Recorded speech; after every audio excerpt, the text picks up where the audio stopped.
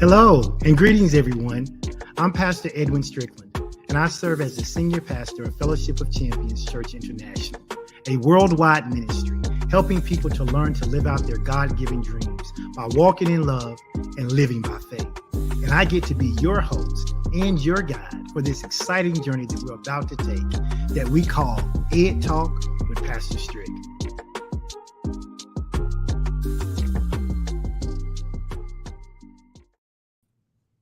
Hello. Welcome to another edition of Ed Talk with Pastor Strick. I am your boy, Pastor Strick, and I'm excited that you are here today. Listen, if you joined me last week when we were talking about dealing and overcoming shame, you are going to want to tag all your friends and family to come in today, because we're talking about that same subject, but I've got some guests with me who are going to give you some insight, some wisdom, some knowledge, and some understanding that you are not going to want to miss. So go ahead right now and help me with some social media outreach.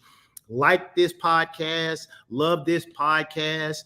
Let me know where you are watching from. I see people from Maryland. I see people from Michigan. I see people from Nevada. I see people from Oklahoma. I see people, of course, from Arkansas and from Florida. Let me know where you are watching from. I'm so excited about what's happening with the Ed Talk podcast. Was talking to my podcast coach this week, was getting some new analytics. There are people watching in Germany. There are people watching in the Caribbean. There are people watching in South America. This is so exciting because so many people all over the world are getting a chance to get delivered, healed, and set free. Because one, I chose to obey God, but two, you chose to listen and to share it with other people. So I appreciate you. Tennessee's in the house, Georgia's in the house. Listen, keep tagging. Do me another special favor today, though. Let me know if you're watching on Facebook or YouTube. If you're watching on Facebook, just type FB in the comment section. If you're watching on YouTube, just type YT. I just want to know where you're watching from.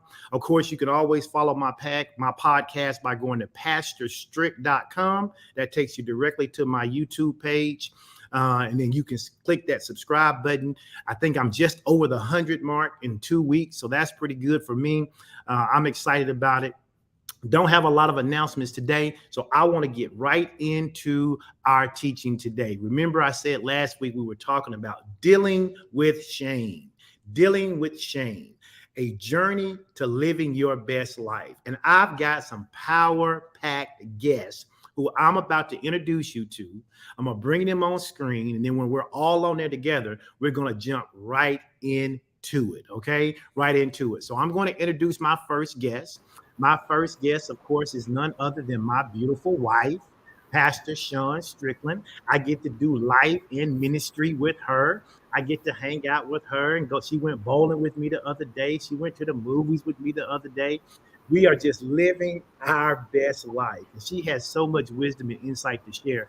I couldn't do a panel discussion like this without including her. So I thank her for being there. My next guest is someone you may not know, but you may know them if you follow Fellowship of Champions, because he's been with our ministry for a while, and that is Minister Bernard Piggy Jr. Now, if you know BJ, you know he has a teaching ministry. He teaches live on Facebook every Thursday night.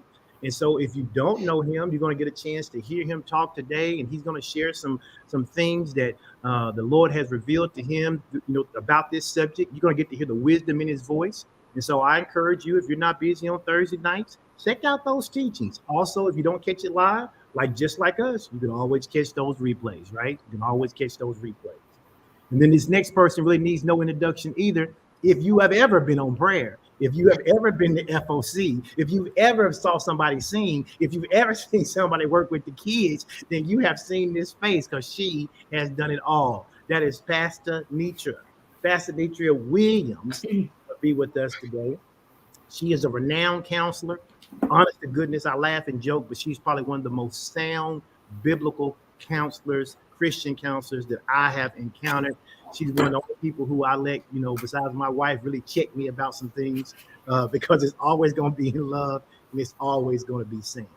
And then lastly, I got my son on here, one of my other spiritual sons, and that is Coach Vaughn. Coach Vaughn is a Chief Performance Officer at CCV Training, and he trains young kids. He trains school-age kids. He trains adults and world-class athletes. And so you're going to have a whole mixture of people on here today as we talk about dealing with shame and how to live our best life. So let me just say, on the bottom of my heart, thank each and every one of you for taking an hour out of your time in order to be here today. Okay. Yes. If people are saying, okay, this is going to be good. It is. It's going to be really, really good.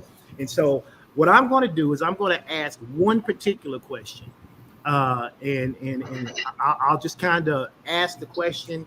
I want each of you to kind of answer it, and then from there we'll kind of go popcorn with the rest of the questions. I want this to be organic, but I really want it to be kind of like a mirror, so that people who are watching this can learn from you. They can be like, oh, I never thought about it like that, or oh, I understand how they dealt with that, because I believe that on the other side of this screen, there's a whole lot of learning taking place. And so here's my first question. My first question is this: can each of you, in your own way, share with our listeners today maybe your personal experience with dealing with toxic shame? Like, when did you first realize that it was an issue for you, and that it was something different than what we talked about last week, where we talked about benign shame? Benign shame is that idea of, like, maybe I tear my pants in the middle of a mall. I'm embarrassed, right? I'm ashamed that happened, but that doesn't change the course of my life and how I'm going to make decisions a week from now. But toxic shame is that kind of shame that we internalize that ends up really saying something about who we are. And because of that, then we make different decisions. And so I'll ask Pastor Sean, if you don't mind, if you'll go first. BJ, I'll ask you to jump in after she gets through. All right. Nitra, you can go, and then said you can finish us up on this particular question. So Pastor Sean, it's on you. All right. So for me, it's a very, very simple answer. And it is when I realized, after thinking my whole life I wanted to be a lawyer, that I really didn't want to be a lawyer. I'm in my first year of law school, and I realized that this is not work that aligns with who I am. But there are so many people who expect me to be a lawyer. I mean, it's all my friends in high school ever thought I was going to be. It's all all my college friends ever thought I was going to be. And so that wake-up call to, like, have spent so much time heading in a direction and not knowing then what was next, I felt incredibly ashamed. I don't know that I knew it was shame at the time, but it just felt like, oh my God, you've really messed up your life, right? Now, I think I kind of downplayed it through the rest of law school, because at that point, nobody had to know that I didn't want to practice, right? But then it's afterwards, when it's time to take the bar and all of my friends are getting jobs, and everywhere I go, people are like, oh my God, when are you going to practice? And then when I finally get the courage to say, I'm not going to practice, everybody except for you and my grandmother are constantly trying to redirect me back to that. Whoa, girl, I can't believe you spent all that time in school and now you ain't gonna practice law. You just let that go to waste. And I literally went through a period of time where I felt like, one, I was second guessing myself. Did I make a mistake? Right? Except I knew the work didn't align. I knew how miserable doing the work made me feel. Right? But I also knew how miserable it felt to be around people who were constantly saying to me that I needed to practice law. So I think that's it for me. I appreciate that. We'll come back and jump into a couple of questions. There's some questions. One of them popped up in the comment section that said, oh my gosh, how did you get the courage to tell others you wouldn't be doing it? And we'll get a chance to come back and talk about that, because that's one of the questions we're going to talk about, the courage we needed to get rid of or overcome this toxic shame. So BJ, you're up next. All right. Well, for me, it's been a few times, but the one that first came to mind was when I decided not to finish college in the sense of traditional college. And so My whole entire life, especially growing up in a Black family, a lot of emphasis was put on education and getting your degree and everything like that. And I wasn't necessarily sure, outside of doing ministry work, I wasn't necessarily sure anything else that I was supposed to be doing outside of just getting a word from God saying, I don't want you to go to school. I don't want you to finish school. Now, I did ended up going to a Bible college for a couple of years, but I never finished traditional schooling. I never got my degree in college. And so due to that, especially with everybody in my family going to college and getting their degrees, a lot of my cousins, aunties, many people around me, everybody that I know, everybody's on this panel basically been going to school, got doctorates. And so for me, having to deal with the area of shame where this is concerned, looking at myself, looking at myself saying, hey, I don't feel accomplished. I don't feel like I'm doing what everybody else is doing. And I had to get real secure in what the Lord called me to do in order to walk the path that he's called me to. And that didn't involve for me finishing out college. Now, I've gone several different routes, and I'm at a place right now where God has me in, and in the vein that I'm in, where I'm being extremely successful, and I'm being I'm doing exactly what he's called me to. But I did have to go through that way of shame and in a sense looked down upon because I didn't finish school, because like I said, everybody around me finished school and I didn't. And so I had to stick with what God told me to do in order to deal with that area of shame where not finishing school was concerned. And was that area of shame, because you and Pastor Sean both kind of talked about this, was that area of shame more internal? Was that your own personal feeling about the thing, or was it what people were saying and doing, or both? Well, to be honest, it was both, but more so other people than me, because when I got the word, let me just tell you a little bit about myself. When I got the word, I didn't really care what other people had to say. Even though I dealt with it a lot and heard a lot of noise from the outside, it was more so people talking to me about it than me myself, because I really didn't care, but I still had to deal with it. I still had to be around the people that I was hanging around, talking to, my parents, my family. You can't get around it. And so for me, more so others than myself, because I was really staunch on what God told me to do. Yeah. Well, good. We'll come back and we'll dig around in that in just a little bit. I want to give Pastor Nitra an opportunity to share with us too, and then we'll go to Coach Vaughn after that. Okay, so for me, it was probably surrounding my divorce, but it was actually two parts. It was when I realized I shouldn't have married the person and the divorce part. So there was the shame of, oh my gosh, I thought you were a good decision maker. You made a bad decision. And then it was, okay, once you recognize that this marriage is over, the shame that just comes with that from you're a Christian, you pray it through, you're a counselor, you're supposed to know these things.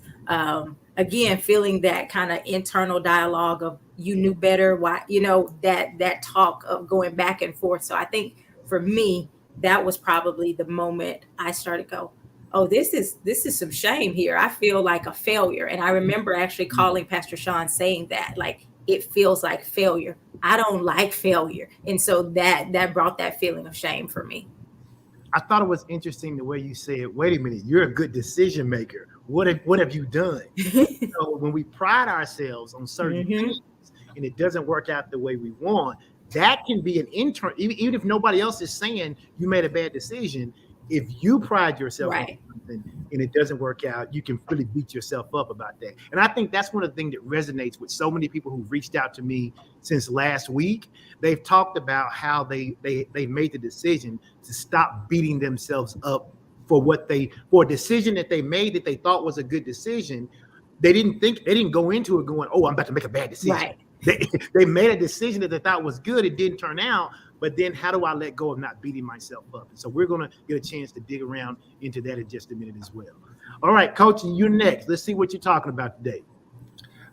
So I kind of come from two parts. One, the shame from not finishing school, but more importantly, the deeper part was being successful and coming from a poverty background. I think that still probably is the one thing that I would be 100% honest with, I'm still dealing with today. So coming from a background where I knew that there was success out there, that I knew that there was people that was financially successful, but coming from a background where I didn't have, and we had to fight for everything. That was probably the biggest thing that shapes even my decision making today. I never wanted to be broke. I didn't want to grow up broke, and that's one of the things that I grew up with. And so probably it's one of the things that I would, like I say, that I would still kind of deal with today is I'm always making decisions because I hated how I grew up. I hated people coming to my house. I hated people seeing where I came from. I hated the vehicle that we drove in. All of those things I kind of dealt with, and I was, I just felt like it wasn't good enough. And so I always wanted to work hard or do something to overcome all of the stuff that I was ashamed of. And don't get me wrong, my mom and dad did a great job raising us, but I just, I didn't have shoes. I didn't have all of those different things. And so my shame more or less came from, people, and I don't know that people actually was talking about me or anything like that. I know I got talked about in elementary, but it was probably more or less me saying, man, I wish I could have better. I wish I could do this. I wish I didn't have to be on free lunch. Just all the different things that come from, not having or coming from a poverty mindset. So, and I think I think you asked the question, whether more from the outside or from the inside. It may have started from the outside when I was younger, but I think I more or less made that something internal. And it's always been there with me. It's always been something in the background. You don't ever want to be that guy that was, that just didn't have enough. Where they had to, even get a ride to church, stuff like that. And so I always hated having to be that person that always, needed help or whatever. So that's probably where my biggest shame come from. I appreciate you sharing that. One of the things that Pastor Sean and I, and we don't use this word lightly, we hate poverty. We hate poverty. And the reason we hate poverty is because poverty has a way of inflicting lifelong scars upon us, and so that even when we're not in poverty is still speaking to us if we don't learn to get it out of us. I remember watching a TV show years ago. Me and Pastor Sean was, and this will show you how long ago it was. MTV Cribs. Now you know how long ago that's been. And Pastor Sean and I was watching MTV Cribs. And at the time, she was married to Russell Simmons, Kimora Lee Simmons.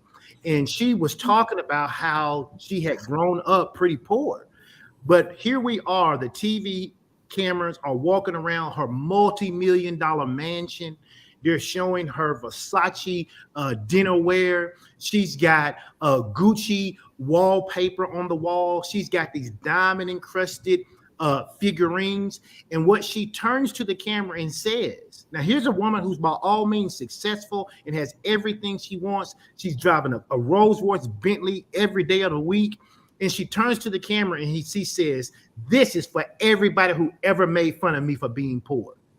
That's what she did. She took her moment in which she was there to just be celebrated, and poverty was still speaking. And so there may be people out there who yes, somebody says they remember that episode. There may be people out there who feel like that. And hopefully today we can give them some tools and some ways in which they can deal with and get over some of that shame. So here's my next question. And we'll pause for a moment. You can think about it. And then whoever wants to answer it first can answer. Everybody doesn't have to. But I'd like to ask one of the four of you kind of, if you could, can you share a particular moment, if you can think about it, that kind of acted as the catalyst for you to begin to actually address these feelings of shame that you all have talked about? Like, what was the thing? What made you realize, man, Pastor Sean mentioned she didn't know it was shame. What made you think about, how do I need to address this, and how should I go about it? Oh, I'll go because I remember mine pretty clearly. Okay. So it's this moment where I'm searching for something, right?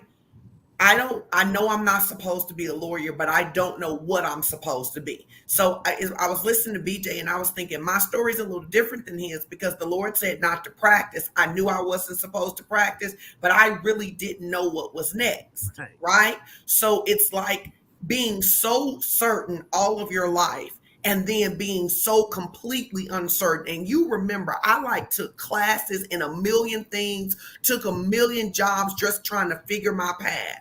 I But think you were going to be an astronaut at one point, weren't you? now you joking. Now you just doing too much. I'm joking, but you did do a lot of stuff. Now you're not gonna be treating me bad on your little show because I'll leave now. You're not gonna have to do me like that. But not an astronaut, but a whole lot of stuff. Okay. But one day I had this revelation that I was putting a lot of stock into the views of people, and most of them didn't even like their job. And I went, wait a minute. They don't even like their work.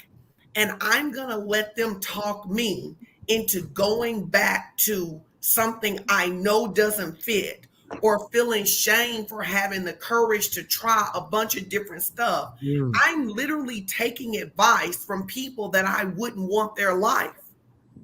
And I think that was the moment for me that I was like, I think that's when I adopted the saying that I used to say all the time. I may not know where I'm going, but I know I'm not staying here. There you go. And I think that's really for me when I had the courage to just be like, yeah, I don't know where I'm going, but I don't want to be you.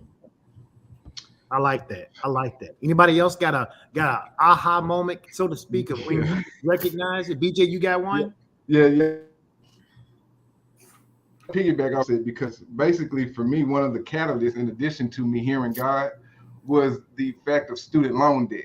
Because when I went to school for the first year, everything was basically paid for except for a little bit of debt. But as I continued on, as I continued to see, I was going to have to incur a lot of the expenses to continue in traditional education. And one of the big things for me was I wasn't about to do that. I wasn't about to say, hey, I'm in addition to God telling me not to do it, I'm like, I'm not going to take on debt and continue to further go down this path that God doesn't want me to go, and then take on debt to do it. So I just wasn't going to do it. And so when I had the little bit of debt that I had in the first year and paid it off the year after, I said I wasn't going to go back. And so for me, it was looking at other people continuously getting into debt to continue to go down that path. Now, again, I'm not bashing anybody that went to school. Everybody's supposed to go and do what they're supposed to do. But for me, it was just completely different. And I never discourage anybody from doing what they believe God told them to do and going to school. I never bashed it, but I just knew for me, it was what God told me to do. And like I said, in addition to the debt and what God told me to do, I just said I wasn't going to do it. So and then once I got free of that student debt, I said I wasn't going back. And so that was another catalyst or aha moment for me. Why am I going to continue to go down the path and let people get me in the debt when that's not even what God told me to do? And what's interesting now is we actually have people who are dealing with shame because of student loan debt. They did go to school.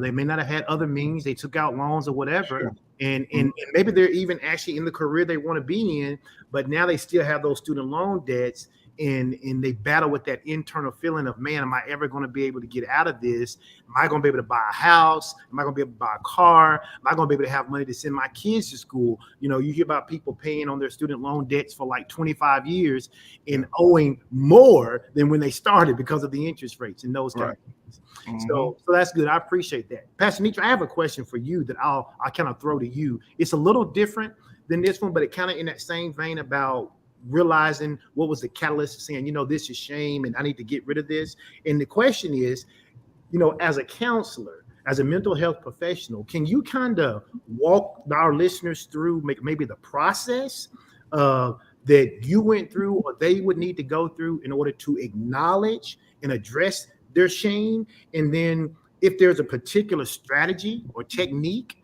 that you would advise them to use or to find or to research about, how do I get out of this? If I'm feeling, I'm listening to y'all today, I'm resonating with y'all, I'm still feeling this. Coach Vaughn said he still deals with some of the effects of that shame. What would you say to our listeners?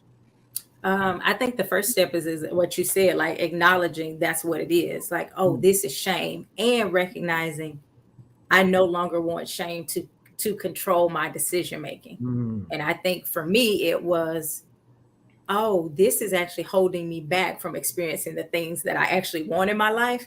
Yeah, I don't really like that. It has too much power. So acknowledging what it is and acknowledging the consequences of holding on to that shame. And I was talking earlier, for me, I think shame was this idea of, or had this connection to punishment. Like you have to go through something. This shame brought this idea that you have to deal with a certain punishment, right?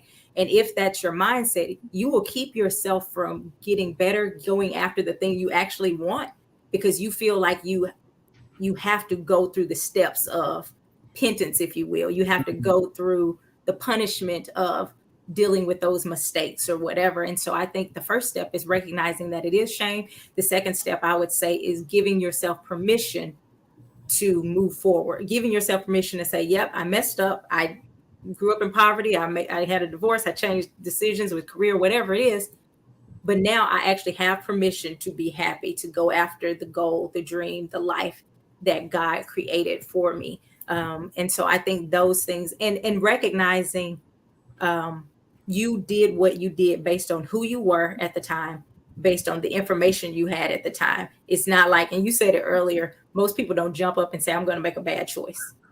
Right. Based on who we were at that moment and the information we had at that moment, that decision made the most sense. And when you forgive yourself, hey, sometimes you're like, I don't even know if it's a matter of forgiving myself. It's just a matter of recognizing, based on who I was this age or this mindset, and this information is what I had.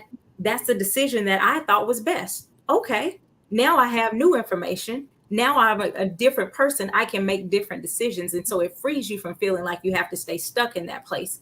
It allows you to literally say, oh, well, yeah, that's who I was Friday. But today I've gotten a new perspective. I have new wisdom. I can move forward. I like that. Listen, put in the comment section, when I'm a new person, I can make new decisions. When I'm a new person, I can make new decisions. I don't have to keep beating myself up for sometimes things that are outside of our control. You know, we Seth and I both share this idea of growing up without what we consider means, right? What as a 5-year-old, how do you control that? You can't. You can't go to work. You can't get a job and pay the bills. You can't bring income in, but the feeling is still there. And so, which leads to kind of this next question. And Seth, I'll let you start off with it, and then anybody can jump in with it. But this question really is about our daily practices. And so here's the question: what are some daily practices, or what are some daily routines that you personally follow to kind of keep that shame at bay? I've got some. You may have some, other people may have some. So let's talk about that. Let's give our listeners some ideas about what they can do on a daily basis to keep whatever shame they may be dealing with or experiencing at bay and from overwhelming them. Yeah, so I had this, and it was actually Pastor Tanisha Williams that taught me something a long time ago, maybe 3 or 4. I don't know, maybe even 10 years ago. She taught this message that said, God ain't mad no more. God ain't mad no more. And that it resonated with me so much because I had become this person that was angry and mad. And it told me that I didn't have to be angry, that I didn't have to be that person. And I think Pastor Nietzsche just said that, like I was that person then because that's what I had. And so I always say all the time, God is not mad at me anymore. God is not angry. God, I am not that person. And it's always going back to on a day-to-day basis, even when I'm thinking about lack or something like that, thinking about trying to pay a bill or how I'm going to come up with something, I remember that even if I made a bad financial decision yesterday, I am not that person. I know better. And so I understand that all of the things that happened in the past was just like you guys said, was something based on those things that who that person was then. So every day, and just like I say, this is just for me, I am reminded that I am not going to work to get out of poverty. I am doing what God said. So I have to remember that I don't go to work for money or whatever. I don't go to this for that. What I am doing is what God said. And so I have to constantly say that because there will be someone that may not pay me, or there will be something that come up or an unexpected thing like that. And so I know I kind of talk about money a month, but like I said, it's an ongoing thing. So one of the things that I do say is this is what God told me to do. And I know that the path that I'm on is what God told me. So if I had to say anything, it would just be, having a word from God. And two, I got a tribe. I got a group of people that is always setting me up in the right direction. So I can be transparent with them. And so as long as I'm transparent with my tribe, with my people, they can always see the things that I'm saying and doing and that's not going the right way. So those are the two things that I can use on a day-to-day basis, every day, every moment when I'm trying to do my day-to-day living, my day-to-day life. I always got constant people saying the right things to me. So I'm super transparent on that area. There's no shame in my group. And then the other thing, like I say, is it's just reminding myself, God is not mad at you no more. You're not that person anymore. And that's a constant internal saying that I say all the time. That's good. So basically what I hear you saying is that what you do every day, part of your daily practice is making sure that you start over every day. Whatever bad decisions you made the previous day, you're like, okay, it may have been a bad decision. God isn't hating on me. God ain't mad at me. The same God who loved me yesterday, he doesn't love me less because I made a bad decision. My goal is to not make that decision again, but God isn't mad at me that I made it. And also that when you go to work and do your job, even though money, and I know I used to be a person who money is still very important to me. I know I talk to people all the time and say, well, money's just not that important to me.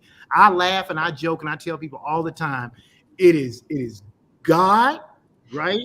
Way up here. And then down here, it's like shun money, right? I love shun and then money, and money is right underneath that, right? And I used to be out of balance with that.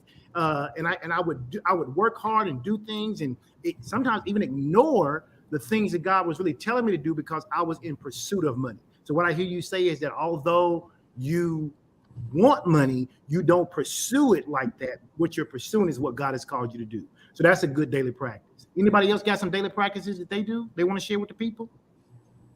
I'm very just future focused, meaning that like I don't spend a lot of time rehearsing the past because there's nothing I can do about the past. A good point. It's like, okay, if there is something in my life I want to change, what can I do today to give me a better tomorrow? That's literally what I'm looking for every day. What can I do today to give me a better tomorrow? And I really think that the reason people get stuck in shame, like for me, what am I doing? I'm wasting time going, oh, if I had known this, I wouldn't have gone to law school. Oh, I wish I hadn't done this. Oh, you know what? If I wasn't going to practice, we could have moved away. All of this different stuff. But in all honesty, like, guys, that's stupid because I can't do anything about yesterday. And I think a lot of times people don't say to themselves, that's stupid. Like, you can't do anything about yesterday. You can't do anything about 10 years ago. You can't do anything about how you grew up or the credit card debt that you got in college. But what can you do today to create a better tomorrow? And I challenge myself that when I find myself cycling in the past, I have a rule that I'm going to now find one thing I can do to move me forward. I'm going to do one thing that can move me forward. Is it read a book? Is it talk to somebody? Is it create a new product? But I'm going to do one thing that's going to move me forward.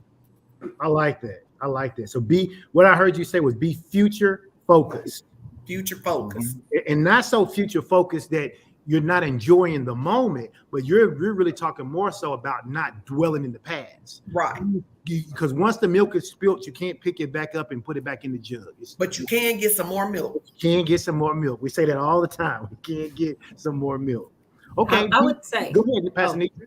I was gonna say I'd say something similar to Pastor Sean as far as just checking your thinking, like going through when something comes up, you're like, oh wait, that was this many years ago, or that was yesterday. This is what I'm again similar to what she's saying. What can I do today? It's very much just solution focused.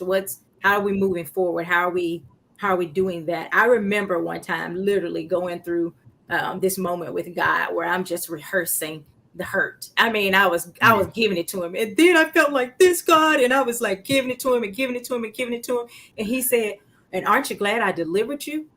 Ah, And I was like, but wait, I was still talking about all the hurt I had. Could you let me like finish stay? And he was like, but you're not there anymore. And like, that was such a slap. And I don't mean that in like a bad, but it was like this wake up call of, girl, you're not even there.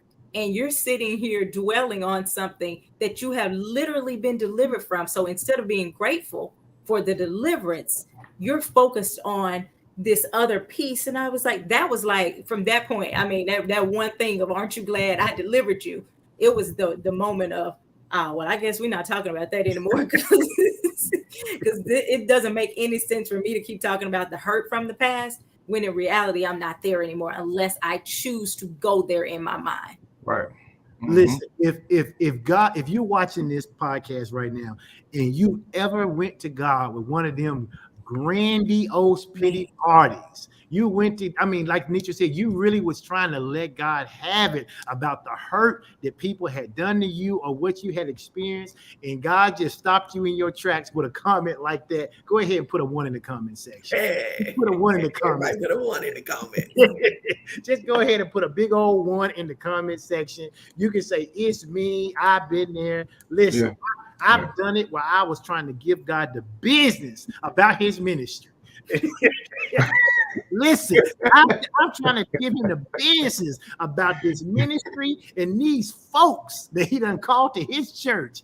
And I'm telling you, he gave me one of them big old, but aren't you glad moments. It ain't nothing you can do but say, yes, Lord, and just keep on going. BJ, you got anything that you do?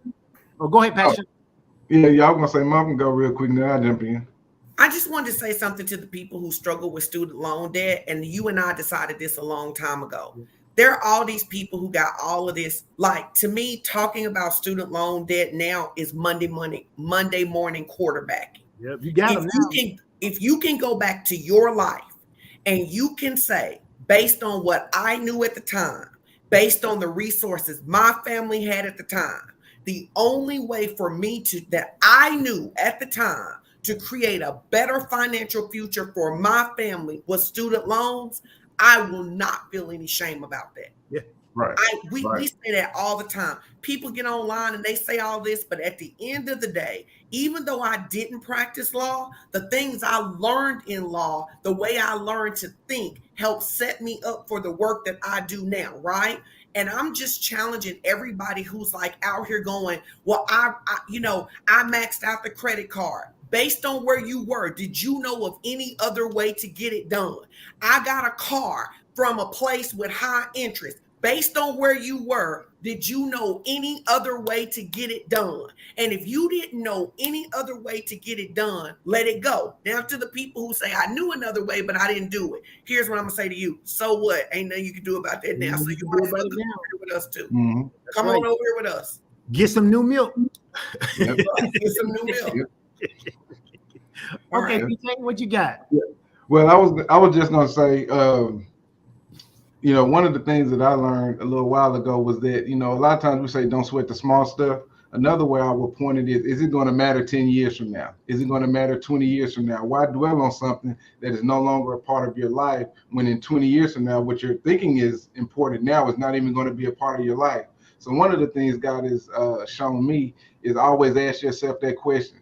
The thing that you think is most important right now, is that going to matter to you 10 years from now? Is it going to matter to you 20 years down the line? Because if it's not, you don't need to concern yourself with it right now. You need to only concern yourself with things that are going to matter going forward. So it goes along right with everybody. It goes right along with what everybody else has said as far as letting the past go. Quit focusing in on the past. Stop thinking about it because you can't change it. So you might as well just deal with what you have now and move forward with it.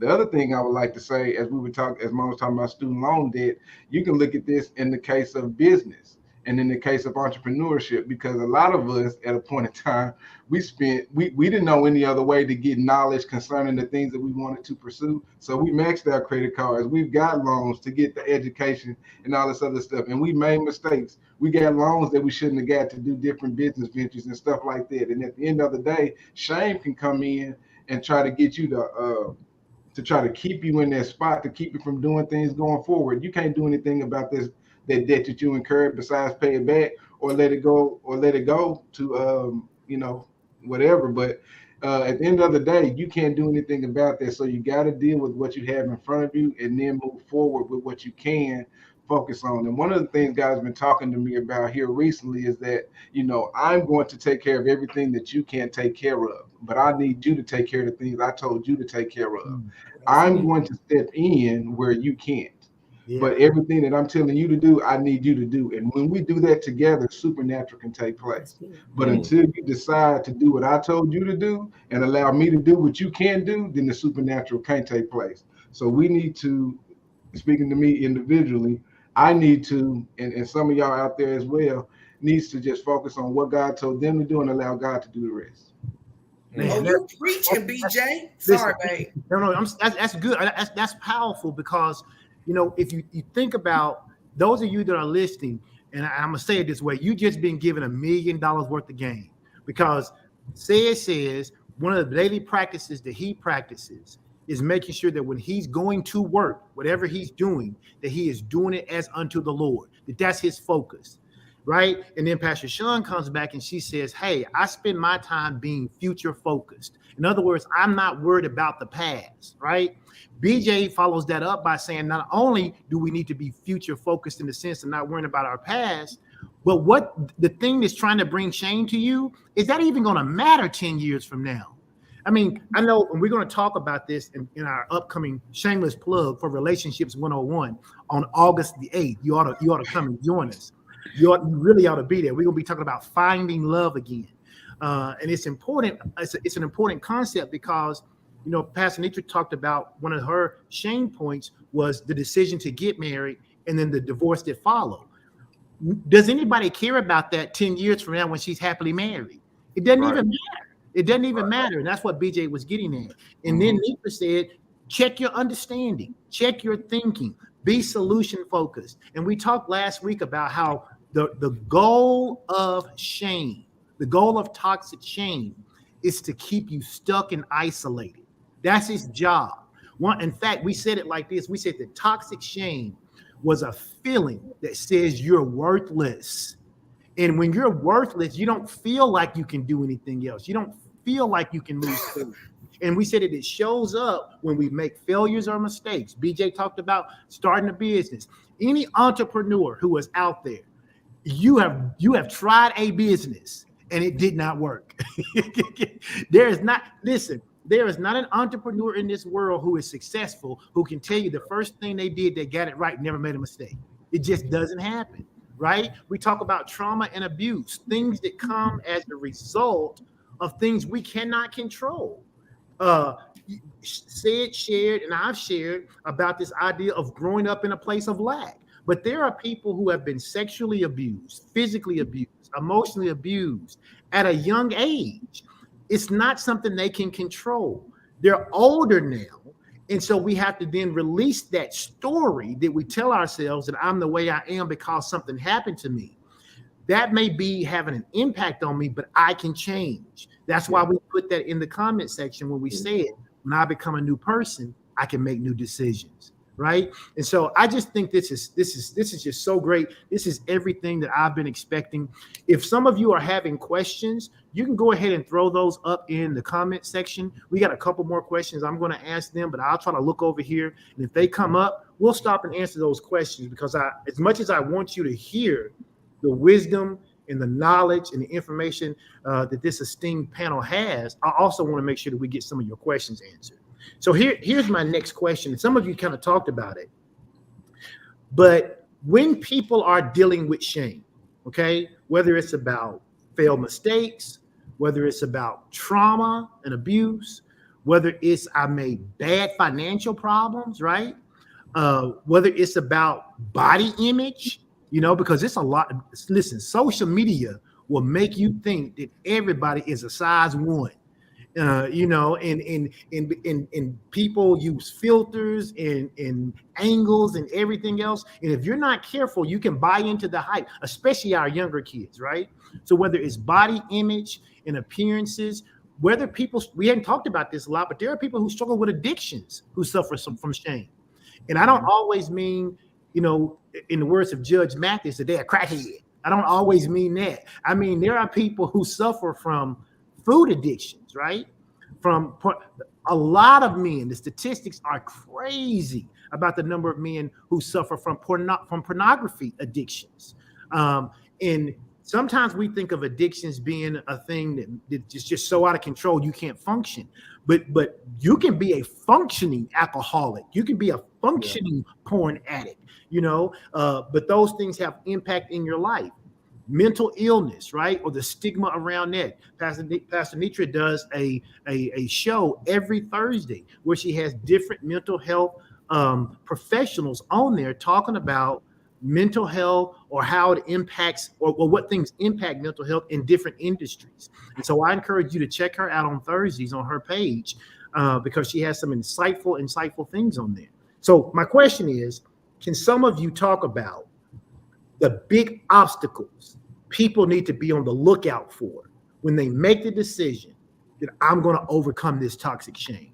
Because we know we have an adversary, right? The Bible says we have an adversary. He comes to steal, kill, and destroy. He walks around like a roaring lion, seeing whom he can devour. So when a person out there says, I love this, I am not going to deal with toxic shame anymore, what are the things they need to be on the lookout for? I'll throw one out there. One I would say is the idea that it is tied to who I am. The mistake, the circumstances, when we start connecting it to our identity, I think it's harder to release because you see it as a part of who you are. And so being able to cut that off. And I was actually sharing this earlier when we were just I was going through some of the ideas of things we would be talking about. And I said, my father went to prison, I think when I was early junior high. And there was some shame attached to that, but I didn't attach it to my identity. I literally would say, even at that age, I go, well, I didn't commit a crime. Like I knew that wasn't for me. And so that shame didn't feel quite as toxic. It was like, I mean, I don't want to tell people, you know, it's not something I'm walking around, I want to put on a billboard. Right. But at the same time, I was like, that's not on me. However, the divorce for me felt like, oh, that's on me. That was a mistake I made. And so my identity was more connected to it. So it was harder to release it. And so that obstacle of, because I made a mistake or I experienced this trauma, there is something wrong with me. I think if you have to cut that off and say, no, that was the decision I made. That was the thing that happened to me. But it doesn't have to define who I am. When you can define who you are, line it up with the word of God, that makes it really almost a non-issue when you start allowing your identity to be determined by God's word and not your circumstances or your decisions. So what I hear you say is one of the obstacles people need to be aware of is that when they decide to get free from toxic shame, the enemy will try to get them to intertwine the shame with literally who they are as a person. Mm-hmm. So they have to be careful. So I think that's a good look for. That's a good look for that people have to be aware of. That those voices. And it's interesting that you say that because last night, Pastor Sean, I'm gonna put you on the screen. Last night, Pastor Sean and I were talking, and she read something about remember that statistic you read to me last night about the internal dialogue that people have? Share that because I wanna connect that to what Pastor Nitra said, but I don't know the statistic. I thought it was interesting. I'm now that you asked me to share it, I'm curious how many people can actually hear themselves talking to themselves in your head. How many people can hear that? If you can hear that, put a 2 in the comment. I was blown away last night to find out that they say only about 26% of the population has the ability to have internal dialogue, right? And so, like, in a way, the people who don't have internal dialogue have a disadvantage because they aren't as self-aware, but they also have an advantage because they're not as self-aware. So typically people who aren't hearing that internal dialogue don't get to the place where they think they are their failure because they don't even have that kind of feedback coming to them to themselves. And for me, when I heard that, it resonated with me because it's really a two-edged sword, right? Because if only 26% of the population engages in internal dialogue, right? Then what that means is we know that the enemy is always whispering to everybody. And so going back to what Pastor Nitra said, if I'm not having an internal dialogue and the enemy tells me I'm the problem, he tells me I'm the issue, he tells me I'm the reason, I'm not speaking back to that. All I'm doing is receiving that as though it's truth because I think that's what truth is because there's not another voice there.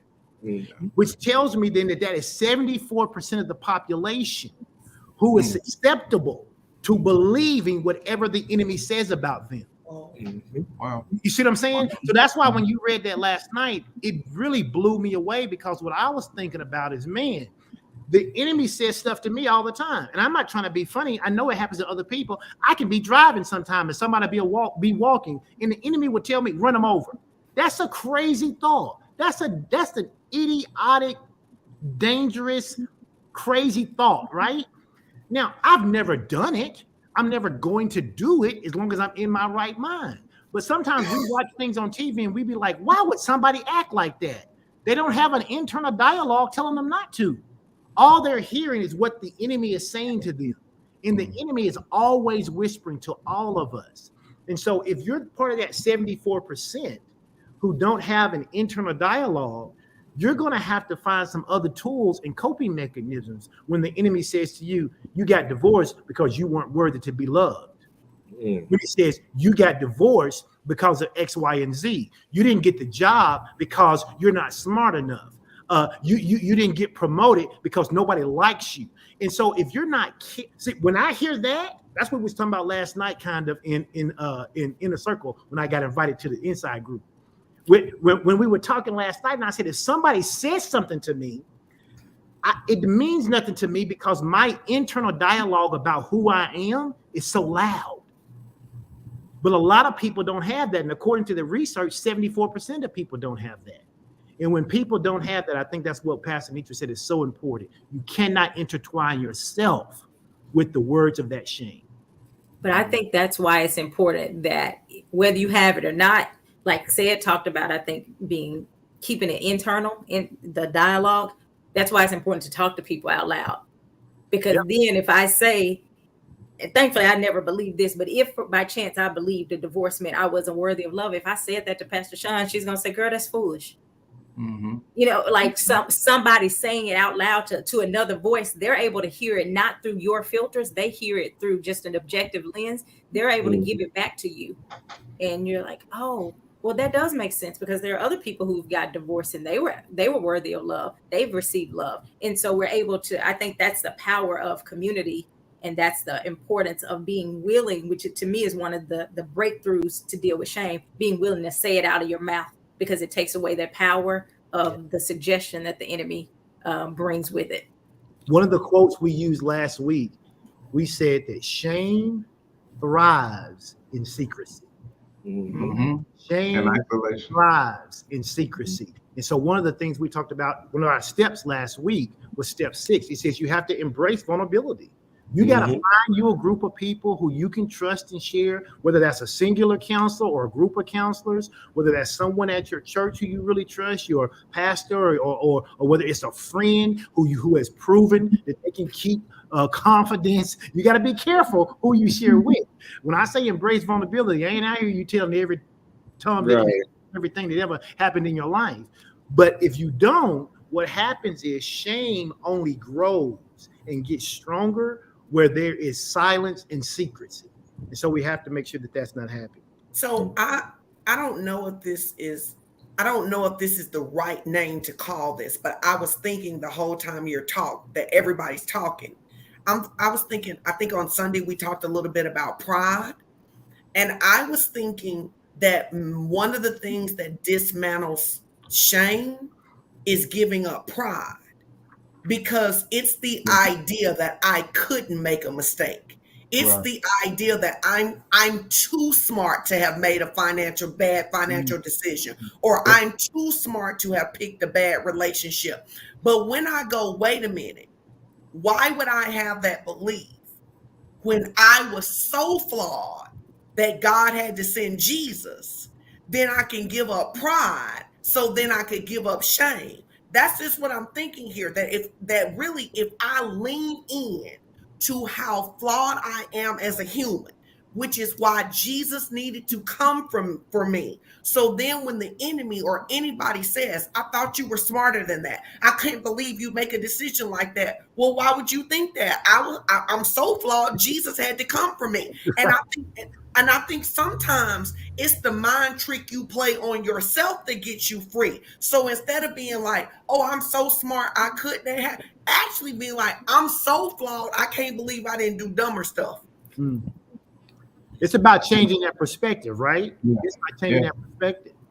And so we're talking about vulnerability, right? So can one of you or two of you share maybe how did sharing your experiences of shame with some trusted individual or support group help you in the process of recovery? And who did you reach out to? Who did you talk to about it? Pastor, you talked about the whole law school thing. Nietzsche's talked about divorce. Sid's talked about poverty. BJ's talked about not finishing school. What are some things? Who did you reach out to? Who did you talk to? Can I? So if I can say, some of the people are actually right here, but as I was going through this, I was thinking about forgiving myself. Okay, to get through the pride, to get through everything, but I was not able to forgive myself until I actually spoke to my tribe and my brothers and things like that. And so, I think I talked to Kevin about. We was all on a trip one time. Me, BJ, Kevin, Raph, and some of my other brothers. And I was able to tell them what was going on. I was able to tell them about different things. And once they talked to me, because remember that internal voice, but once I told them everything that BJ and Kevin, I could think about some different things that one of my brothers, Kevin, said to me, and it sticks with me to this day, or whatever. All of those different things allow me to see myself differently, allow me to free myself. So even dealing with, and I'm not ashamed to say it now, but one of the first things I had to come through is to say, hey, you know what, I'm dealing with pornography. Well, I went to my brothers with that. And the first thing they did was loved on me the same way that God loved on me. That love allowed me to forgive myself, to implement steps, because there's still a whole bunch of stuff you got to do in between. Hey, I'm dealing with this, and I got to get free from this. It's some steps in between there. But it allowed me to say something to them.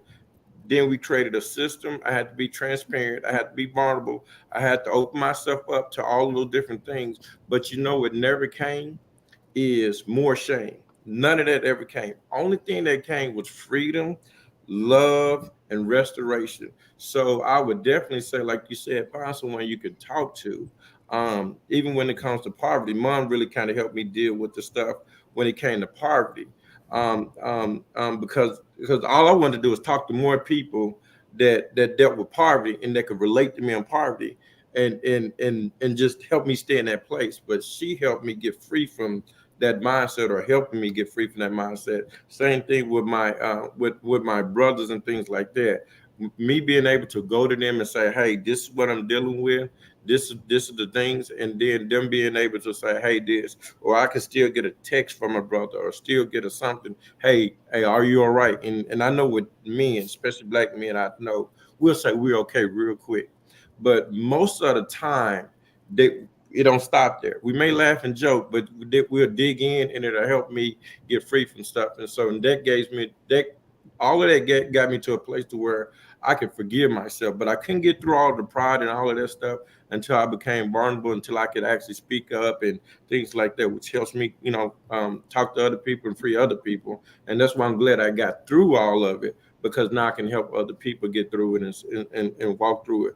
But yeah, I have a group, and that's what helped me get to the point to where I could forgive myself. Because yes, all of my shame got wrapped up into my identity, and I would just carry that around, and I would end up actually making the same decisions or making the same mistakes over and over again because I intertwined it all together until I could actually speak it, tell someone like BJ, Kevin, Ralph, all of my core group. Once I could tell them that, they told me, hey, that's not you. And so, and then I could forgive myself, and then I could see it. So it's definitely something I can't do by myself. So on a day-to-day basis, I still need my internal group, my group to help get me free from things. Two things I think are pretty powerful that you said in that. One is, so many times we think we can get ourselves free. Yeah. And I especially say that about men. I don't want to overgeneralize and act like women don't have problems with that. But one thing that men, and I happen to know this because I hang out with men are much less likely, at least off the cuff, in my experience, in being vulnerable, even with the people they do life with. I have observed that women tend to be more relational in the sense that they will share deeper things faster. Men can be together. Men can become best friends in 5 days, but spend 5 years and won't know what the other person is struggling with. It's just something we have to change. So I heard you mention that vulnerability piece about going to your brothers and sharing what was happening. But then the other piece I heard you talk about was not being able to do it yourself, knowing that you needed God, knowing that you needed the Holy Spirit. And while this podcast is in the self-help genre, one of the things I believe with all my heart is that you can't be more self-helpful than going to the Lord for help. that is the pinnacle of self-help. And so I appreciate you sharing that. Anybody else want to kind of share any experiences that they had with vulnerability and what you did? Yeah, I can share real quick because one thing that I learned a long time ago is if you're dealing with something mentally, the best thing that you can do for a mental attack is do something physical. It gets those endorphins moving, it gets all those different things going. So you're able to free your mind up so that you can actually open yourself up to hear from God clearer and get your mind back on track to where you think things are possible. And if you're dealing with something physically, of course, you would want to, this is what I learned, if you're dealing with something physically like an ailment or something like that, you can't move around. You want to do something mentally that'll be stimulating to you to keep everything functioning the way it needs to function as you're going through the recovery process. And I said that to say, I haven't talked about my divorce at all, but when I was going through my divorce, one of the things that was real important for me dealing with it mentally was actually getting out of the house. Because when I was going through my divorce, I was an entrepreneur. So if I didn't have to go out, I didn't go out. So that was all up to me. I didn't have a job that I had to get up and go to. And so for me, I used to always say to laugh because I'd be like, when Sam was working at D1, I'm like, dude, what you doing? Could I come up there? Yeah. And we would go get something to eat. And that stuff, that was what's the word I'm trying to, that was very beneficial for me because I was able to get up, get out of the house, and then go to somebody who I can have them iron me like iron sharpening iron, and I can get out everything. I needed a sounding, but I couldn't do that over the phone. I couldn't do that through any other way besides face to face. And so with him being available, and I couldn't go to my other brothers. I could go because everybody was working. But Sam was available. And so we would go get lunch, and he was working too, but he would take his lunch break and we'd go on lunch or whatever. But I'm saying all of that to say, the beautiful thing about it is that I was going through things mentally. And so in order for me to get through that and be vulnerable and find a way to get up out of the situation was me getting up out of the house, not allowing those different ways. So what I was also going to share was one of the things that people can look out for when it comes to dealing with shame. The enemy is not just after one aspect of your life. He wants to come after one aspect so that then it can then affect another aspect and then another aspect. Yep. So he tries to come at you with this area of shame with porn so that it can affect your family life, so it can affect your job life, so it can affect your relationship life with anybody that you have. He's not just trying to come after you with one area. He wants to latch on to one so it can take on the rest of them. And that's what I began to realize when I was going through my divorce. He's trying to attack this area so they can attack my entrepreneurship. So I can say, I don't want to hang with my brothers. I want to mess up all them kind of relationships. I want to just tear it all down. You know? So, and so at the end of the day, with all that being said, the thing about being vulnerable is you need that group, you need that community that you'll be able to go to in those times so that they can sharpen you up and not just depend on yourself. The whole beautiful thing about the kingdom is we were never meant to do this thing alone. And God has those relationships for every single one of us that we can go to and we can thrive in so that we can be our best selves and so that we can be the people that He's called us to be. And so I was just thankful to have that group of my brothers at that time to go through that with, because man, I needed to see stuff from a totally different lens than what I could see it, because I was looking at stuff totally different, because I'm an optimistic kind of person. I'm just straight optimistic, but there were times as I was going through, I just needed to see stuff from the way that it was in order for me to get free. But I couldn't do that on my own. Because I was only developed a certain way. And so due to that community, I was able to get free and live my best life 10 times better than I am right now. That's right. And that's why community is so important. I remember y'all had me down in Little Rock eating barbecue, and I don't even like barbecue. but when you need community shows up for you. And so that's important.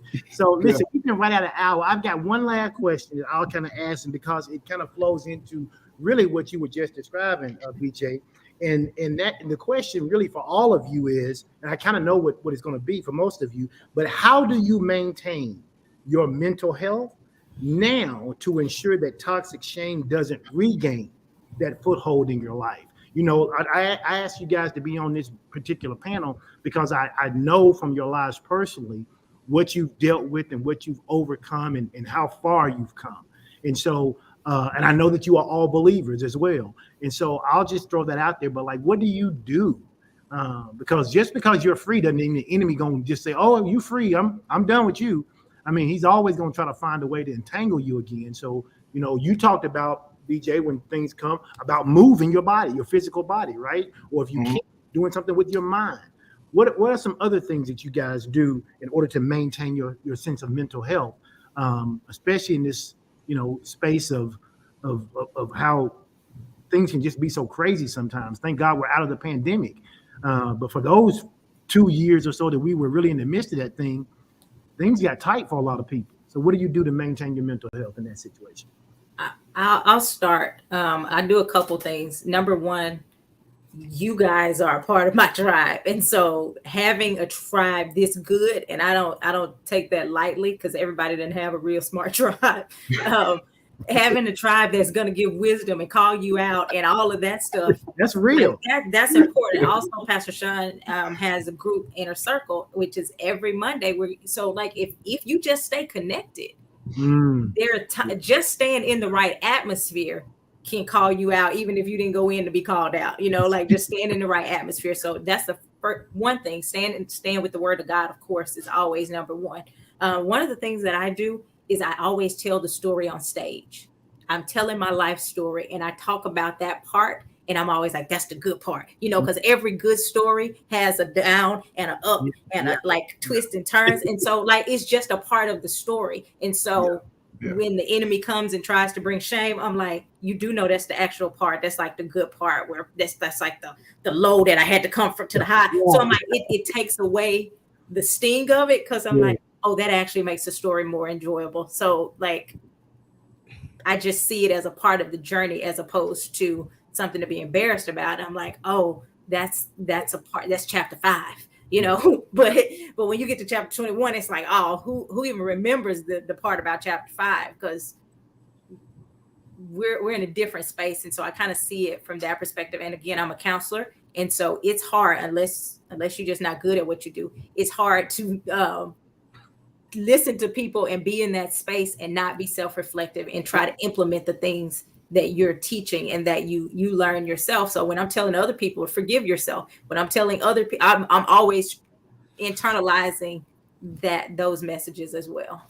It's like being a pastor and telling people you have authority over the devil, and you go home and cry. So the devil messing with me. Right. You kind of need to live out what it is that you're practicing. Okay, I'll go next so Sayed can go last. I'll just tell you, this is the beautiful thing. I'm 51 now. I don't care. Like, I mean, I just, like, I can remember people saying, like, how you change at 40, how you change at 50. I don't care. Like, I care about pleasing God, and I care about you being happy in our relationship. The rest of this stuff, I don't care about, because to BJ's point, the stuff that I was jacked up about at 27, no one freaking cared at 47. Nope. I don't care. And I wish some of y'all would get some I don't care, because one of the things I found is that the enemy can only shame you because you care. Like, literally, there are people who literally have gotten sloppy drunk, right? Fell all over the floor and don't feel no kind of way about it, right? You got drunk at 21 and you still talking about it. They don't care. Right. You can decide what you care about. And I'll end with this. If you're my age, or if you black in the South, let me tell you something. At some point you said to your mama, your big mama, it hurt when I hold my arm this way. And they said what? Don't hold it like that. Don't hold your arm that way. Right. So if thinking about my mistakes over and over again hurts, I'm not going to do that. If thinking about how I blew it hurts, I'm not going to do that. But like, fundamentally, I don't care. I sometimes I want to care. Actually, I don't, because I hated how much I used to care. I don't care. And it's hard to hold a person in shame who doesn't care. Let me say this, and then we'll get out of here. You got to forgive yourself for your past. You got to forgive yourself for your past. If you're going to deal with shame, it starts, number one, with forgiving yourself for something that you did, or even forgiving what has been done to you. Forgiveness is the dynamite that is used to blow up shame. It'll blow shame out the water. And so I just want to encourage all of you that are on here on this podcast today, listen to the wisdom, listen to the insight and knowledge that BJ shared, that Sayed shared, that Nitra shared, that Sean shared, and take it. And don't just say, oh, that was a good podcast, but go back and listen to it and dig into where you can actually figure out what you need to do to get free from this shame. Because if you getting free from shame is like the spiritual emancipation proclamation.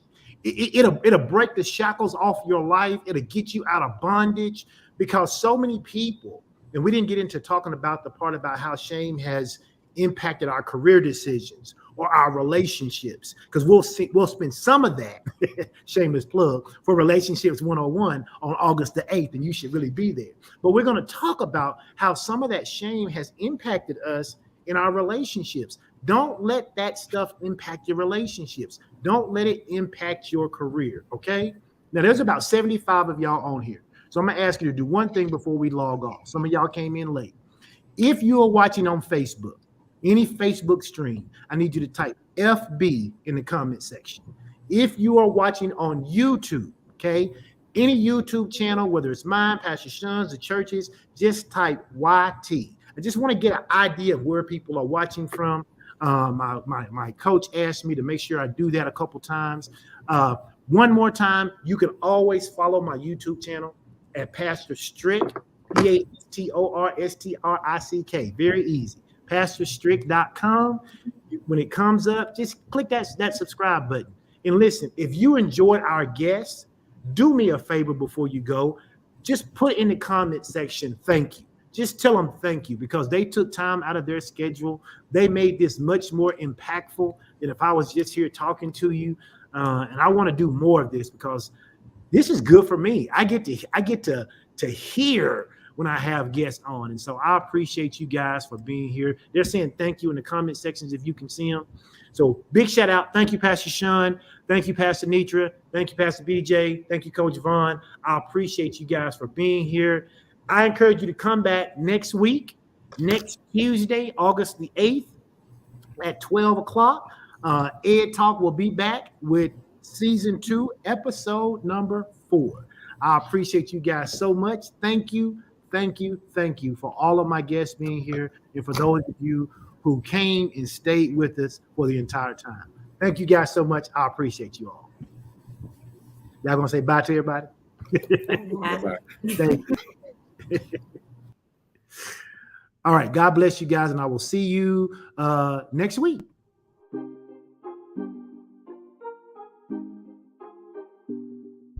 Hello and greetings, everyone.